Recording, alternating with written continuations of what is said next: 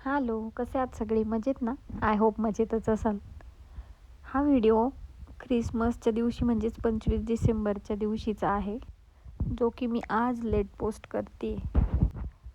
मागच्या आठवड्यामध्ये एवढी थंडी पडली होती की सगळ्यांना घरात सर्दी वगैरे झाली होती आणि सगळे आजारी होते. मग माझं व्हिडिओ शूट पण करणं झालं नाही आणि पोस्ट पण करणं झालं नाही. राजविकाने मोबाईलमध्ये किंवा मग टी व्हीमध्ये बघून किंवा मग स्कूलमध्ये ऐकलं असेल की ख्रिसमसच्या दिवशी सांता क्लॉज येतो आणि आपल्याला गिफ्ट देतो म्हणून, आणि तेव्हा आपण झोपलेलो असतो, मग उठल्यावर सकाळी आपण गिफ्ट ओपन करतो असं तिने ऐकलं आणि मला सांगत होती.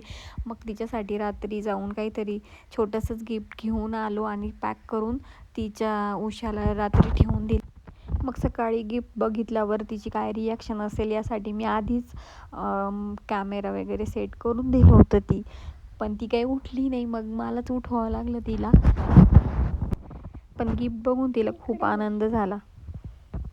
त्यानंतर आजची घरातली सगळी कामे रोजच्यापेक्षाही खूप लवकर आवरली, कारण आज आम्हाला धनराजला भेटायला जायचं होतं हॉस्टेलला. धनराजच्या हॉस्टेलला 30 ते 40 दिवसांमध्ये एक भेट तारीख असते, ज्यामध्ये सगळे पालक आपल्या पाल्यांना भेटू शकतात. आणि मग असं मध्ये गेलं तर भेटून नाही देत ते, कारण मग मुलं पण वाट बघत बसतात आपली. घरून लवकर निघालो होतो, पण नाताळाची सुट्टी असल्याने शिर्डीमध्ये खूप गर्दी असते, एवढी सारी ट्रॅफिक जाम होती. मग आम्हाला उशीरच झाला होता, तरी 1 वाजले त्याला भेटायला जायला. 25 तारखेपासून तर 1 जानेवारी किंवा मग 2 जानेवारीपर्यंत शिर्डीमध्ये भरपूर गर्दी असते.